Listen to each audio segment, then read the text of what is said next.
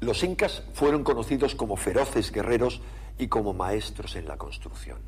Su imperio fue el más extenso del planeta. Perduró durante un siglo hasta que un grupo de solo 175 aventureros españoles consiguieron subyugar nada menos que a 7 millones de habitantes. ¿Cómo pudo ocurrir algo así? ¿Cuál fue el motivo por el que estos temibles guerreros no ofrecieron resistencia alguna a los invasores? En este documental, el científico norteamericano William Sullivan desarrolla una investigación propia de un detective para intentar encontrar una respuesta a este intrigante enigma. Paso a paso, descifra los mitos incas y llega a la conclusión de que estos codificaban un registro de acontecimientos astronómicos. Un registro tan asombroso y preciso que puede ser comprobado hoy con avanzados programas informáticos. Y esto le ha permitido a Sullivan descubrir el trágico secreto de los incas. Estos seres libraban una lucha desesperada contra el tiempo. Su propósito era evitar la catástrofe que veían anunciada en las estrellas. Los chamanes de los Andes han conservado hasta hoy el recuerdo de estos asombrosos acontecimientos astronómicos. Y tras 4 siglos de olvido, su mensaje ha sido finalmente descifrado por la ciencia. Si desean acompañarnos en este nuevo viaje en busca de misterios del pasado, podrán comprobarlo.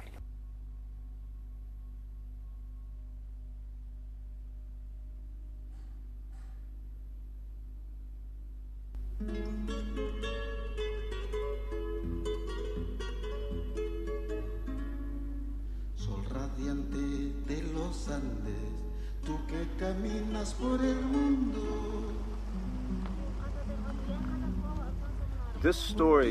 Este relato está impregnado por una emoción que raya en el desaliento, por la indiferencia del mundo contemporáneo respecto al pasado. Y este sentimiento es como una sutil opresión. No nos perdamos, no nos olvidemos de los que se han ido antes, porque sin conocerlos a ellos, ¿cómo puede usted saber quién es? En 1532, la oscuridad envolvía un continente entero. En pocos días, el mayor imperio de esa época se desmoronaba cuando 170 conquistadores irrumpieron en la historia de América.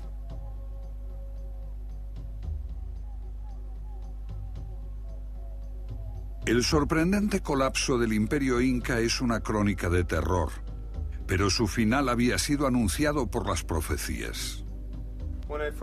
Cuando empecé a estudiar la historia del Imperio Inca, me sorprendió que solo existiera durante menos de un siglo, antes de ser destruido por los conquistadores españoles.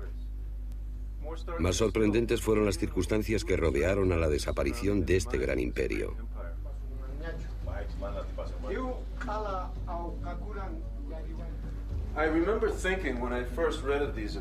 Cuando leí por primera vez lo que había pasado, pensé, ¿cómo puede ocurrir? Uno está acostumbrado a pensar en el destino como algo más etéreo. Al final, supe que el destino de los incas estaba escrito en las estrellas.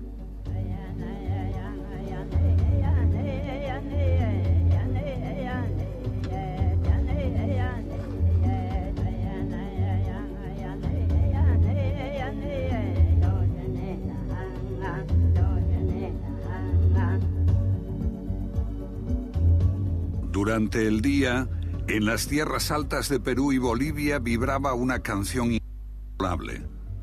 La tierra herida clamaba por sus labradores perdidos desde las terrazas rotas en las colinas abandonadas hasta la desolación del altiplano. Es la Pachamama, la Madre Tierra. De los 7 millones de sus hijos que fueron testigos de la llegada de los españoles, 6 millones murieron después de la conquista. Los supervivientes que sufrieron durante siglos la degradación del cataclismo no lo han olvidado.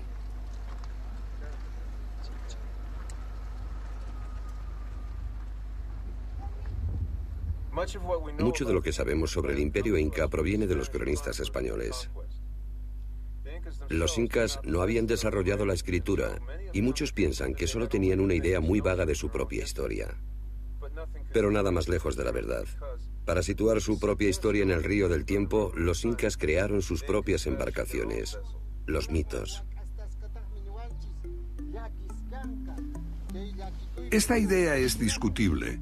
Hay ruinas y trozos de cerámicas que pueden mostrar el firme avance del hombre desde las cavernas, pero hay quienes creen que nuestros antepasados pueden haber sido más antiguos y distintos de lo que la arqueología oficial está dispuesta a aceptar.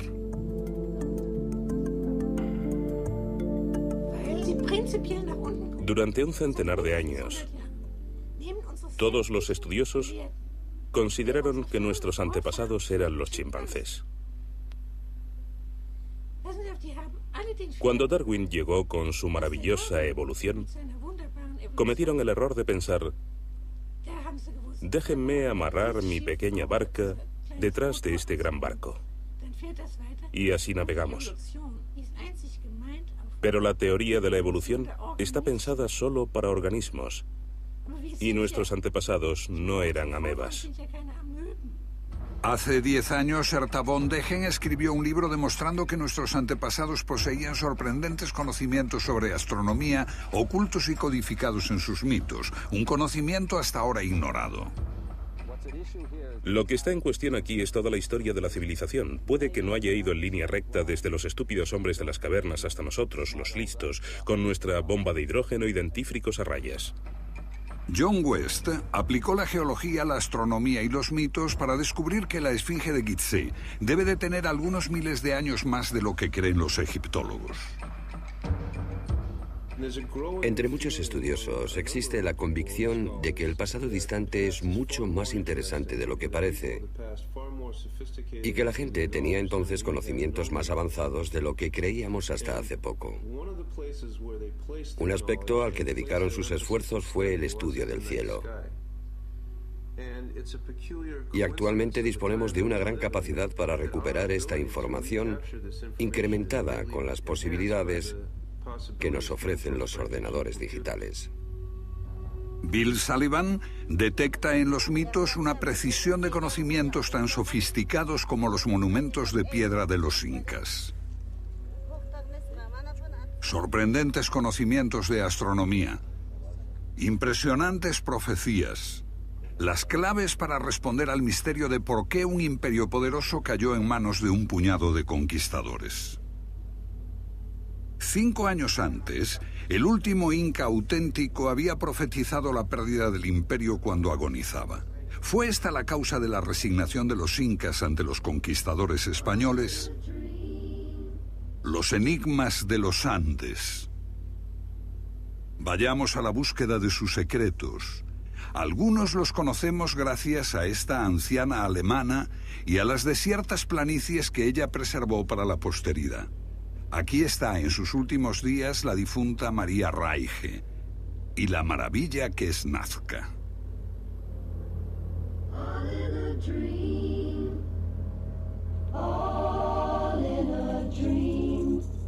Un desierto cubierto de inmensas líneas y figuras muy antiguas.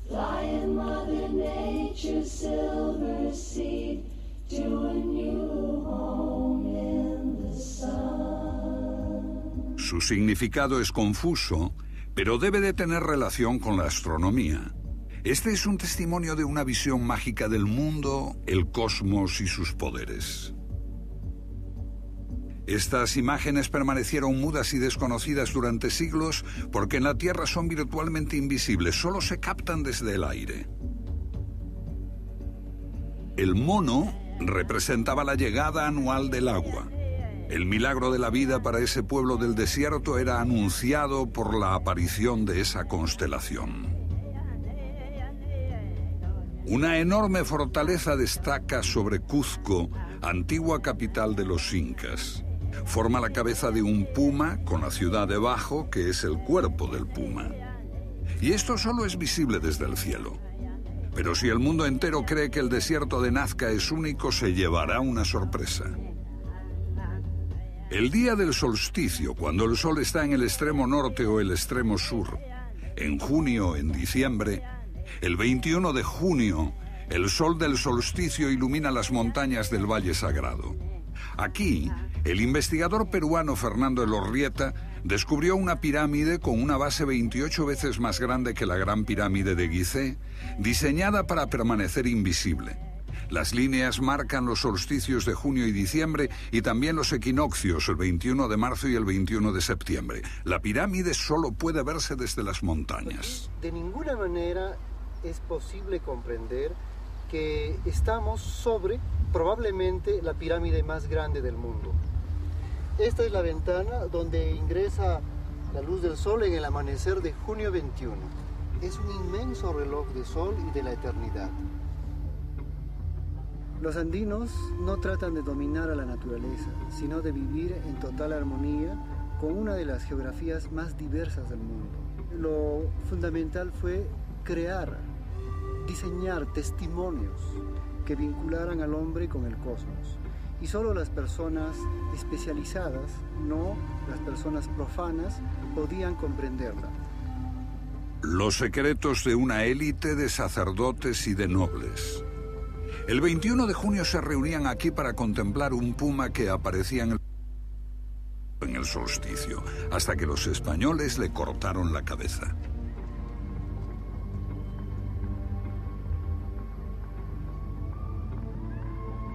El día del solsticio, el 21 de junio, solo ese día, cuando el sol salía, formaba la cara de un puma.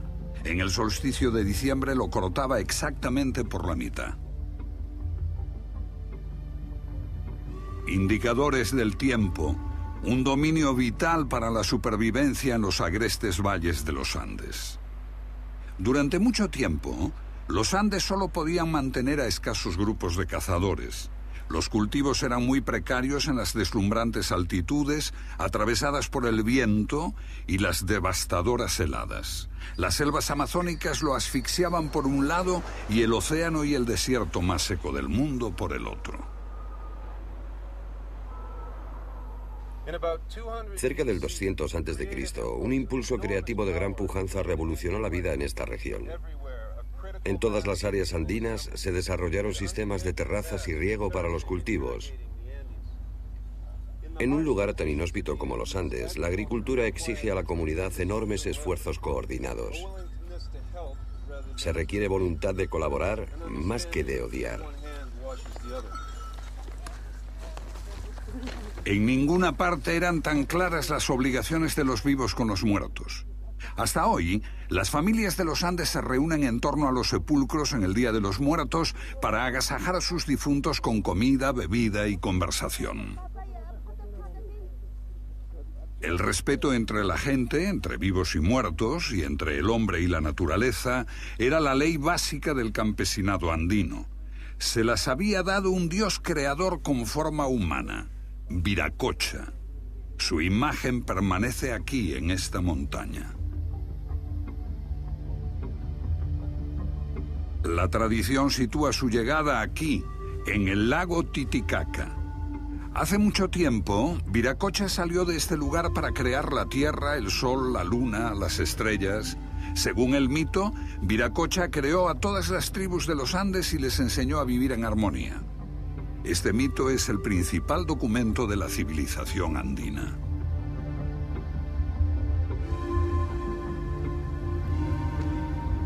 Cada tribu poseía un lugar propio llamado Pacarina. Podía ser una fuente, una caverna o una colina, de la cual habían emergido los ancestros de cada tribu, llegados desde el lago Titicaca y enviados por el dios Viracocha para poblar los Andes. La Pacarina era como el título de propiedad de una tribu. Demarcaba el derecho de posesión de las tierras tribales desde tiempos inmemoriales. Lo genial de este sistema era que la Pacarina significaba el lugar del amanecer. Del mismo modo que cada estrella tenía un lugar fijo en el firmamento en relación con las otras, cada tribu tenía su propio territorio bien fijado y podía vivir en armonía con todas las otras tribus. En cierto sentido, una Pacarina es literalmente un portal a las estrellas. Aquí, en la cúpula del cielo, están escritas las formas de pensamiento de la civilización andina. De noche, resplandece un firmamento de brillo inmaculado. Aquí está la Vía Láctea, una banda brillante en el cielo centellea con tal intensidad que su gran espiral de polvo interestelar aparece con asombrosa nitidez. Oscura e insondable. Estas nubes negras reciben el nombre de llama, cóndor, perdiz, sapo, serpiente, zorro. El zorro y la llama. Imágenes en el cielo nocturno de los Andes que serán cruciales en esta historia y que se reflejaban en sus tierras sagradas. Los incas concibieron de que este valle es sagrado por ser un reflejo en espejo de la Vía Láctea. Por ejemplo, utilizaron las formas de la naturaleza para representar las imágenes de las constelaciones andinas, como el caso de la imagen de la llama junto al pueblo de Ollantaytambo.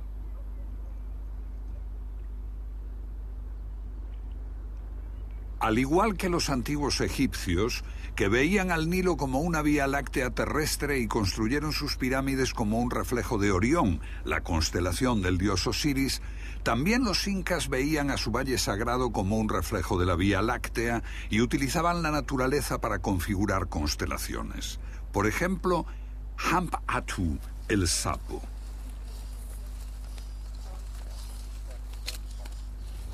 Por encima de la ciudad de Urubamba, la forma de un cóndor que salía en el solsticio emprendía vuelo hacia el sol.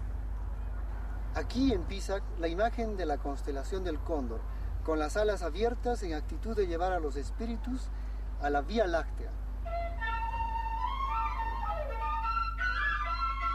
Para los incas, la Vía Láctea y los días de solsticio eran de suma importancia.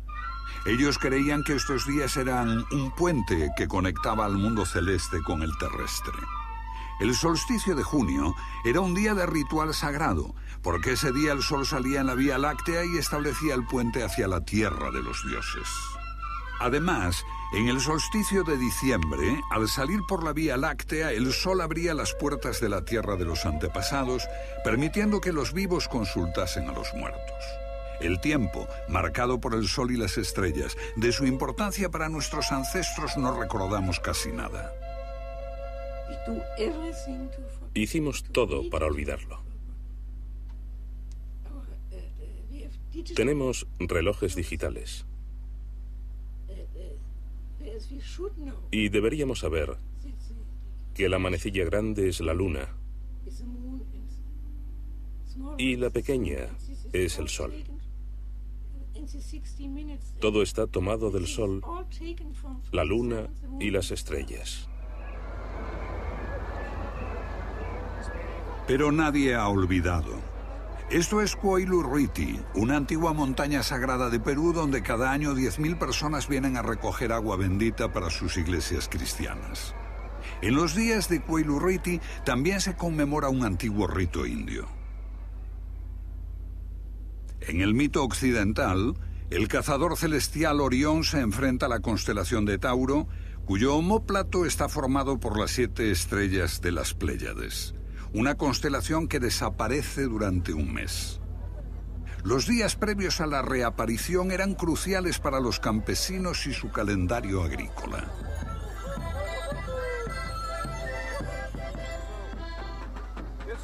Es el 7 de junio y esta gente viene a celebrar la salida de las Pléyades.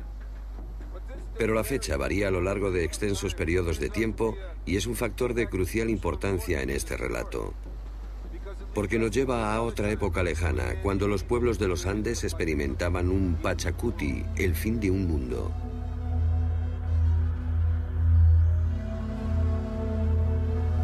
Un Pachacuti, el fin de un mundo. El temor por el Pachacuti y la creencia de que podían verlo escrito en las estrellas es el punto central en la investigación del escritor estadounidense William Sullivan. La llegada de los españoles constituye un Pachacuti para los incas y los Andes, el fin de su mundo.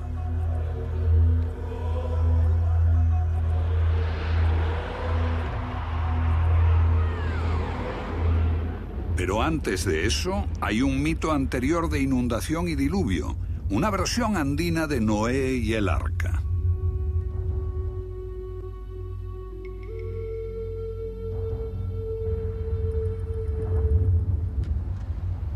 En este mito, la llama dice al pastor que lleve a los animales hasta la cima del monte Vilcacotto, señalando a las Pléyades que se elevan sobre la montaña. Advierte al pastor que en un mes se producirá la inundación. Y mientras suben las aguas, la cima del monte se llena de animales. Ese zorro resbala y se moja la cola, por eso la cola del zorro es negra. En el mito, las enormes montañas como el Vilcacotto simbolizan el solsticio de invierno. Y así sabemos que buscamos justamente lo que dice la llama, la época en que las Pléyades se alzaban exactamente un mes antes del solsticio del 21 de junio.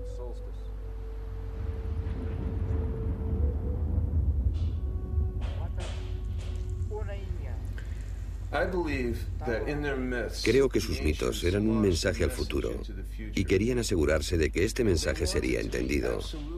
Descubrimos que dejaron dos pistas: lo que pasaba en el solsticio de junio y en el solsticio de diciembre.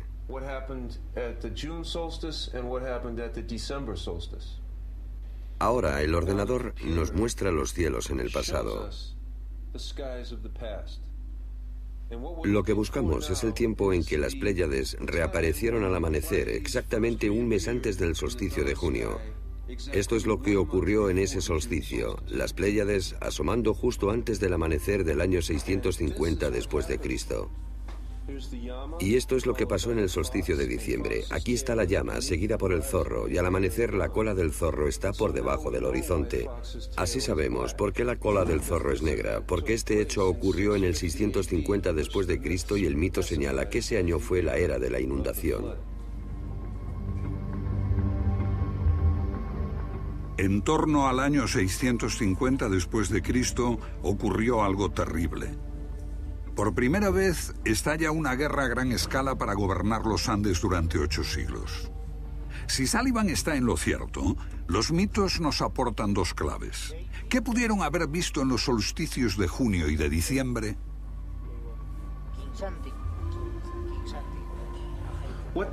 ¿Qué terrible acontecimiento hizo que los astrónomos andinos se fijasen en el cielo? La clave está en la gran importancia de la Vía Láctea como un camino hacia el mundo de los muertos y los dioses. Y esto es lo que pasó. En el solsticio de junio del 650 después de Cristo, la Vía Láctea no estaba ya en el horizonte cuando salía el sol. Eso significaba que las puertas a la tierra de los dioses se habían cerrado. Los mitos dicen que Viracocha, lleno de pena, abandonó este mundo. Y de hecho, los agricultores recuerdan el inicio de una gran guerra, un cataclismo que destruía el equilibrio que el dios había construido. Lo que los chamanes andinos vieron fue un Pachacuti, un fin del mundo. Así, el puente hacia los dioses desaparecía para siempre. Mientras tanto, los Andes se convertían en víctimas de un estado altivo y brutal. Los gobernantes militares de Huari impusieron duros tributos y trabajos forzados. Los que se resistían eran eliminados en rituales sangrientos.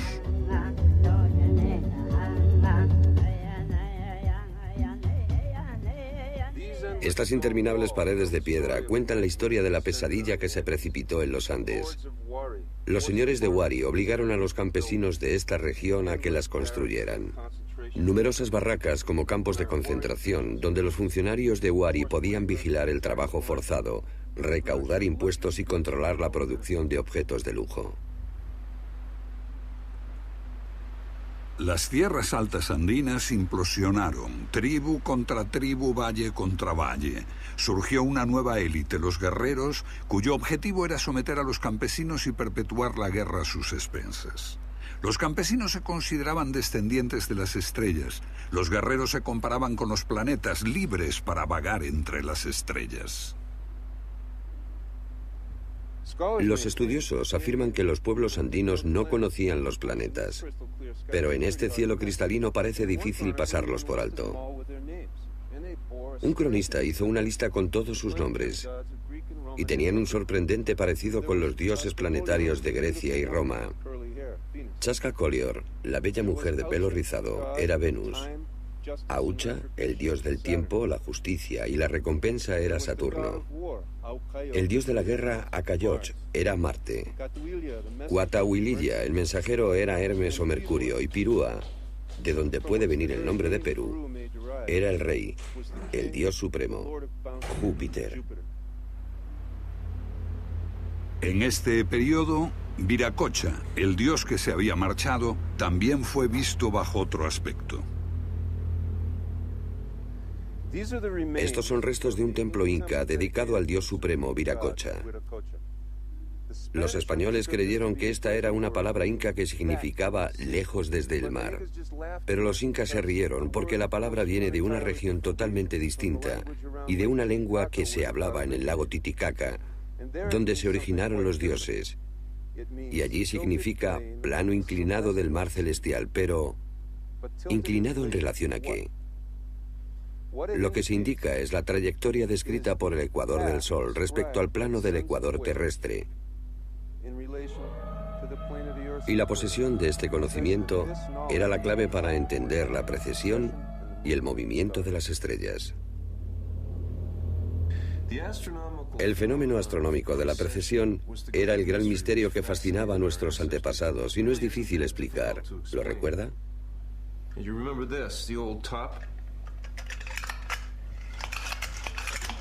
La rápida rotación alrededor del eje es como la rotación diaria de la Tierra.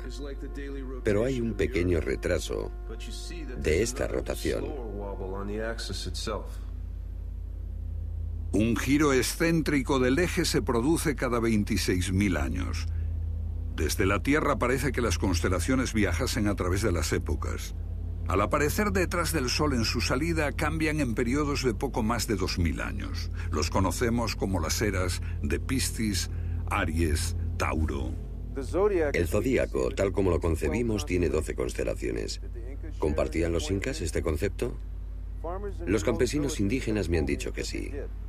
Tenían un sistema de 12 casas en el cielo. Y allí hay restos de 12 templos, dedicados a cada uno de los 12 linajes reales incas.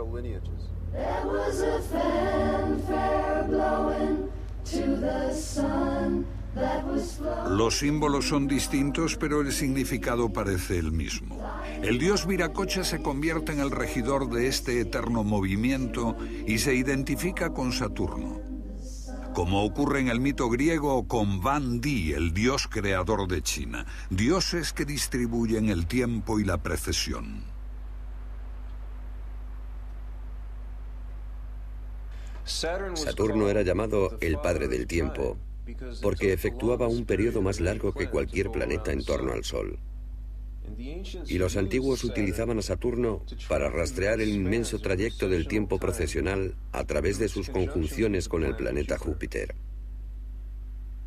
Para medir esa distancia de 26.000 años existía este atajo. Saturno y Júpiter se unen cada 20 años. Cada conjunción ocurre a una tercera parte de su paso a través del zodíaco, pasando ligeramente por su anterior ubicación. Después de 40 conjunciones, unos 800 años, vuelven a su lugar de partida. Un atajo a la precesión desconocido por nosotros durante mucho tiempo. Pero los pueblos andinos lo sabían muy bien. Aquí, en este templo, los sacerdotes ejecutaban 40 danzas. Los incas contaban las tribus por unidades de 40. El número sagrado 40. La clave para calcular la precesión de los equinoccios y el símbolo del eterno retorno aparece en el ritual.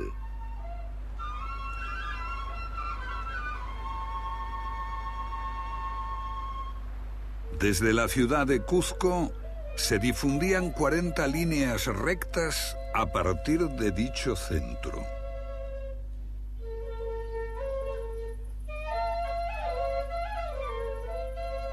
Aquí surgió un nuevo poder en los Andes, los incas, durante un momento breve, brillante en el tiempo. Su aparición queda oculta en los mitos. Los narradores dicen aún que el dios Viracocha bendijo a sus antepasados al dejar este mundo y dio su apoyo a los incas para asegurar sus derechos en este mundo. Bill Sullivan cree que también este mito tiene otro significado. Los incas asimilaban su mítico antepasado, Manco Cápac, al planeta Júpiter. Y el mito señalaba una conjunción de Saturno y Júpiter que anuncia al mundo entero cómo los incas, con la bendición de Viracocha, habían llegado para gobernar en los Andes. Una forma de legitimar su derecho al poder. Pero por alguna razón los incas van más allá. Algo importante sucedió que les hizo empezar a comportarse de un modo muy diferente.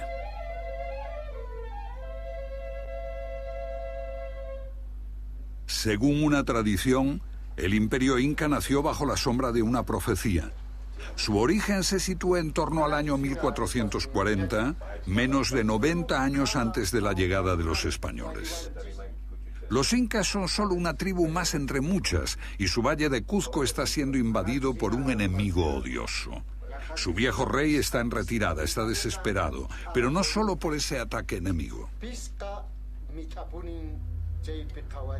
Dentro de 5 generaciones, dice a su hijo Yupanqui y a sus generales, habrá un fatal Pachacuti, un final de los tiempos, y la totalidad de los Andes será destruida. Pero su hijo, el príncipe Yupanqui, no quiere rendirse, aparta a su vacilante padre y se hace con el mando.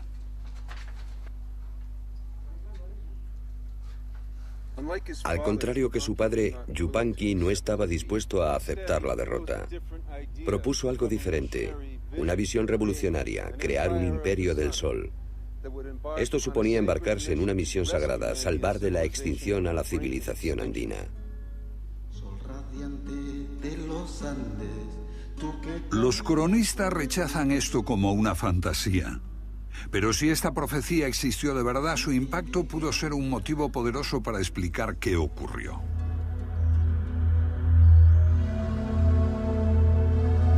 El príncipe Yupanqui asume un nuevo y significativo nombre: Inca Pachacuti, el que derriba el mundo. Parece arrastrado por un extraño sentimiento de urgencia. Partiendo del estrecho valle de Cuzco, él y sus 4 sucesores inician un curso de expansión. En una de las más inaccesibles regiones de la Tierra, conquistan un imperio de una extensión similar a la existente entre Canadá y el Caribe, o desde Islandia al Sáhara, en un breve periodo de solo 80 años. Abolieron horrores tales como el canibalismo y la explotación de los campesinos por la clase guerrera, y restauraron la paz después de 8 siglos de continuas luchas. Así se impusieron sobre los otros. Llamaron a su reino el Imperio del Sol. El Inca Pachacuti no pudo recuperar la antigua paz de Viracocha. Favorecer a los campesinos oprimidos podía crear conflictos con los guerreros. Para evitarlo, ofreció a estos últimos el prestigio de participar en la creación del Imperio del Sol. Y así, la trayectoria de los guerreros se iluminaba con las imágenes del sol y de brillantes estrellas y planetas. Existía un sentido y un objetivo. En todas las empresas de los incas había un reconocimiento de profunda tristeza, como también un sentido de la belleza y un placer en el riesgo ante la posibilidad de una tragedia. Si había que luchar en muchas batallas, había que superar muchos obstáculos, pero por encima de todo, había un extraño y poderoso carisma que defendía a los pueblos andinos que tenían su centro en el Cuzco.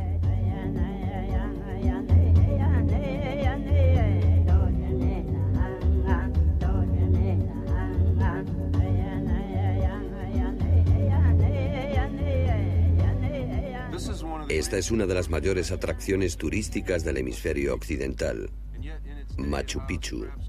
¿Pueden imaginar el aspecto que tenía esta ciudad inca en sus días de esplendor?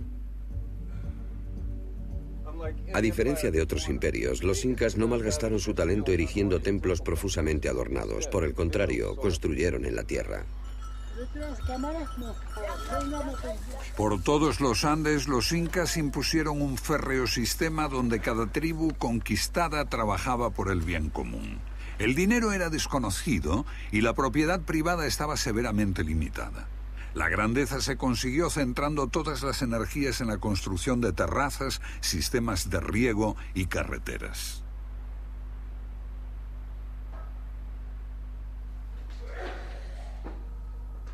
Aquí, para provecho de los viajeros, los incas construyeron un refrigerador natural. Afuera el sol está en su cenit, pero dentro la temperatura es 20 grados más fresca. El viento sopla en este corredor y se puede ver cómo tallaron repisas. Ponían tablas encima y allí guardaban alimentos. El viento soplaba por arriba y por abajo, refrescando y secando esos alimentos. Al intentar restablecer la armonía de los tiempos de Viracocha, su principal preocupación era la restauración de la magnificencia perdida. Para crear un imperio que no conociese el hambre, construyeron almacenes de alimentos en todas partes.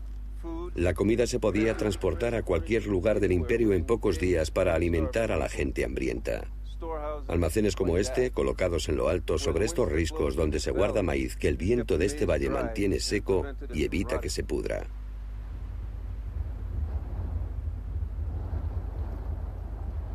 Con el mismo espíritu, los incas trabajaron sin descanso para desarrollar mejores tipos de cultivo.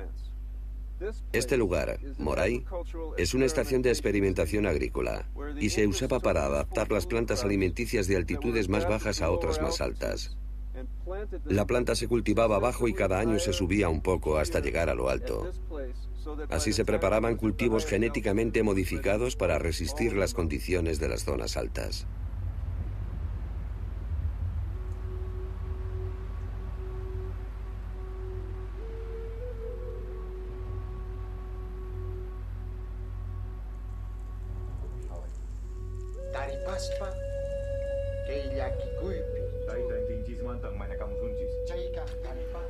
¿Qué impulsaba a los incas?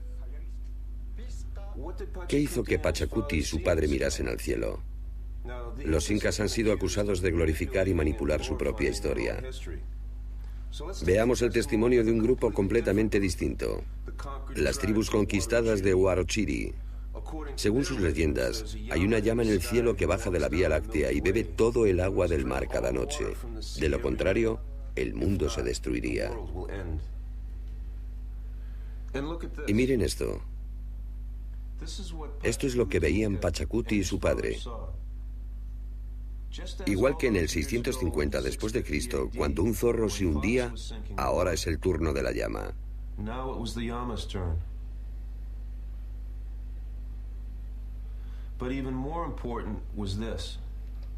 Pero aún más importante es esto que veían los sacerdotes astrónomos. La trayectoria del Sol a punto de separarse de la Vía Láctea. Este sería el puente que llevaba a la tierra de los antepasados, lavados en las riadas del tiempo. ¿Era esta la profecía? ¿Que el muerto ya no volvería más para instruir a los vivos?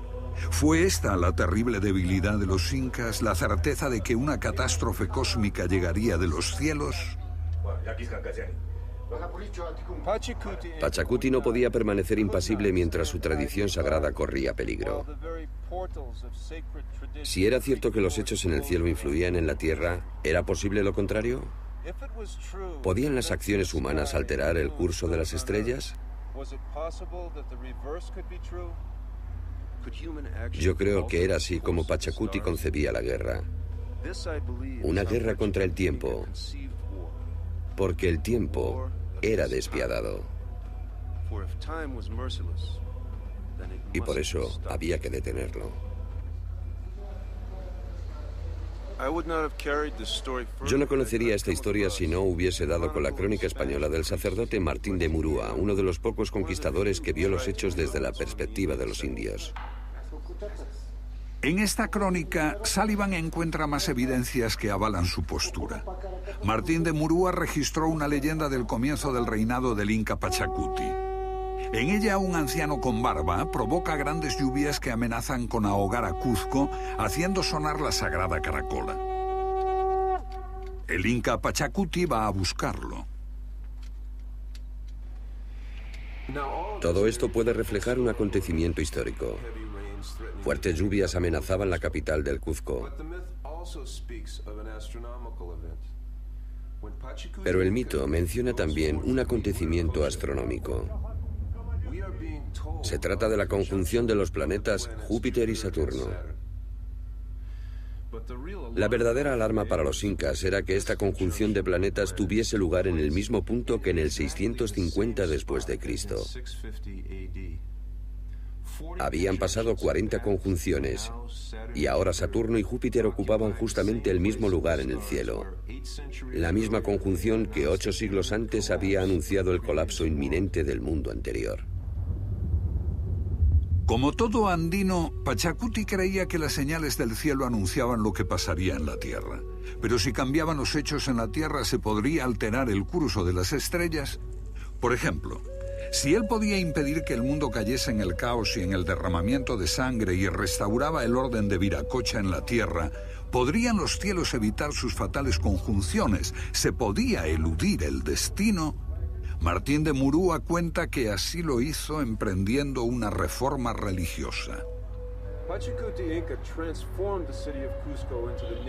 Pachacuti transformó la ciudad de Cuzco en el ombligo de la tierra, con el sol como centro de la religión.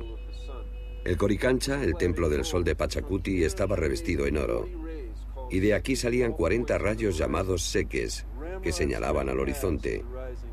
Junto a estas líneas hay santuarios naturales, y cada tribu era responsable del mantenimiento de uno de esos santuarios. Y así, como si fuera una telaraña gigante, todos los pueblos tribales de los Andes, los descendientes de las estrellas, estaban ligados con el sol que ocupaba el centro. Y él instituyó esto, la Intihuatana, que literalmente significa para amarrar el sol. ¿Pero amarrar el sol para qué? Para ligar con la religión solar a todos los pueblos tribales de los Andes. Cada tribu descendía de una estrella propia. Si las estrellas no podían moverse en relación al sol, entonces ellos podían ganar la guerra contra el tiempo.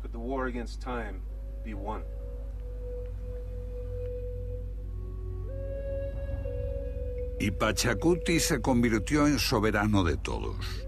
El día del solsticio de diciembre, el día en que el puente hacia los antepasados estaba abierto. Ese día, 10.000 llamas fueron sacrificadas en todo el imperio.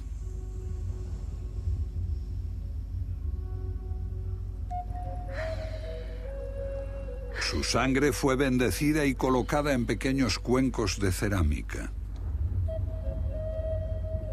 Los mensajeros llevaron los cuencos a todo el imperio para arrojarlos en la cima de cada colina o montaña.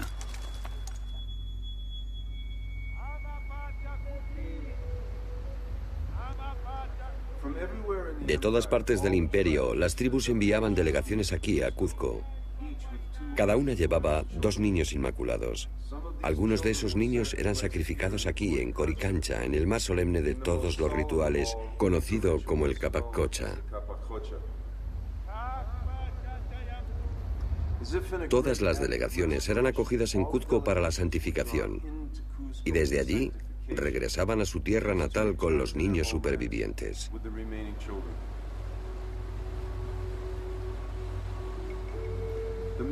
El significado del Capazcocha había sido un enigma desde el principio. Yo creo que su secreto está en el significado de la misma palabra.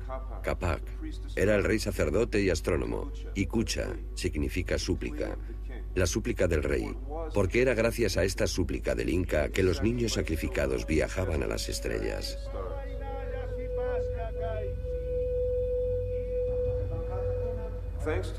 Gracias a la crónica del sacerdote Murúa, conocemos ahora las verdaderas palabras de la súplica. Que el sol y la luna sean jóvenes para siempre. Que la tierra siga en calma. Ama Pachacuti.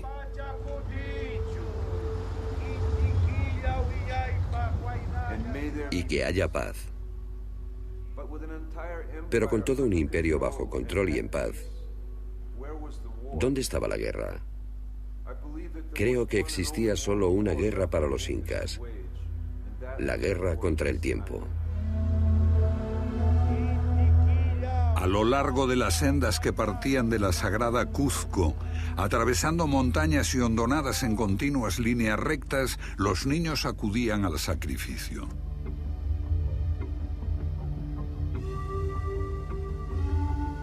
Aún los encontramos allí, acompañados de sus muñecos, pequeños cuyo destino era llevar al cielo las súplicas del mundo. Una resonancia fascinante se estableció entre extremos de horror y belleza. Había que anticiparse e impedir el cumplimiento de la profecía para salvarse de la destrucción. Este fue el secreto de la familia real y de un pequeño círculo de iniciados. Pero este secreto grabado en los muros también era conocido por otros astrónomos.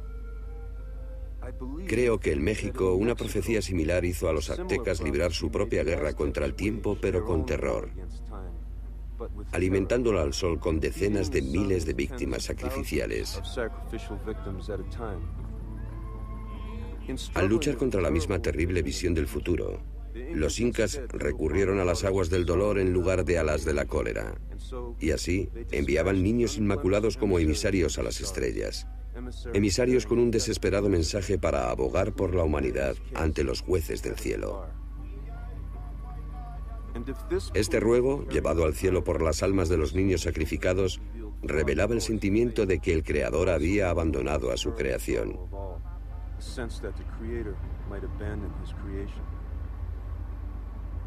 Esto, creo, fue la estrategia desesperada que los incas aplicaron para evitar el fin del mundo. Pero si quieren hacer reír a Dios, cuéntenle sus planes.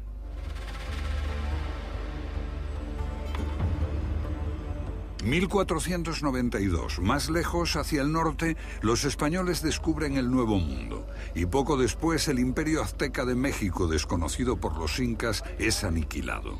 Solo unas décadas después de que el gran inca Pachacuti fundase el imperio inca, el más grande de su tiempo.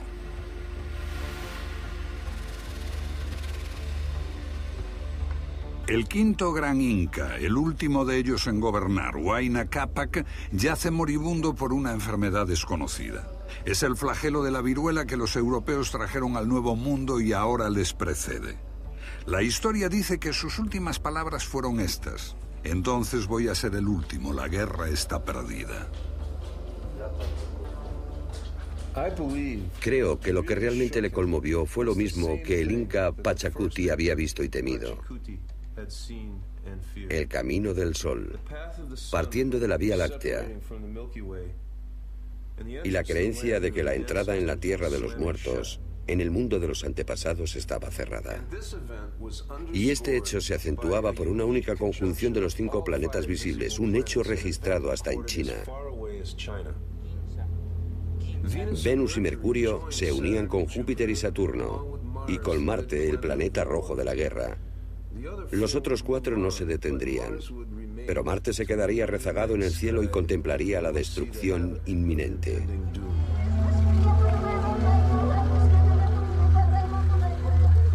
La viruela que mató al último inca acabaría con la mitad de la población y doblegaría el ánimo de la gente.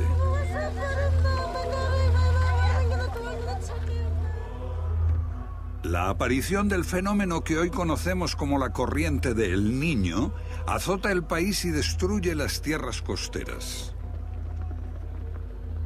Estalla una guerra civil entre los aspirantes a reinar, destruyendo la confianza de la gente en un liderazgo justo. Solo entonces llegaron los conquistadores españoles.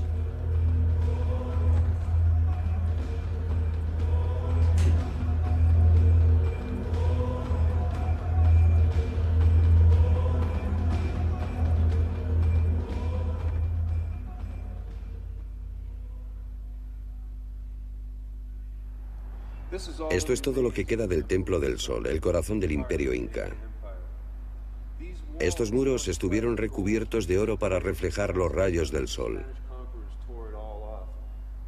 Los conquistadores españoles lo arrancaron, y sus restos yacen ahora empequeñecidos por el monasterio dominico que se construyó encima.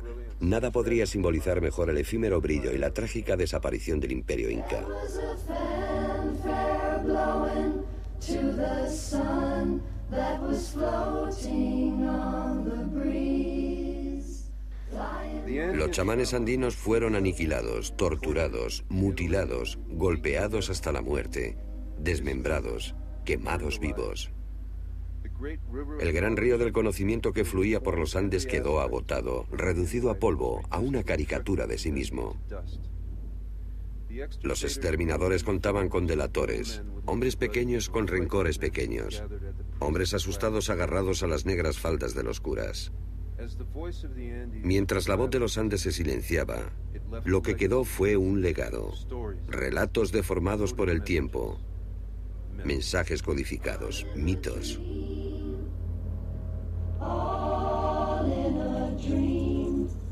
Los incas se esforzaron en crear paz y justicia, para unir a las tribus guerreras, para crear magnificencia y belleza.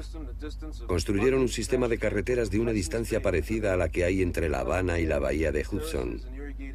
Cubrieron los Andes con terrazas e irrigaron los campos. Unos logros no igualados por China o Roma, o por cualquier otro imperio. Porque los incas hicieron esto en menos de un siglo, en una tremenda explosión de energía. ¿Por qué? Es posible que ahora lo sepamos. Sol radiante de los Andes, tú que caminas por el mundo. ¿Por qué marchitas florecillas sin que lleguen a dar fruto? ¿Por qué secan los puquiales sin que beba el caminante?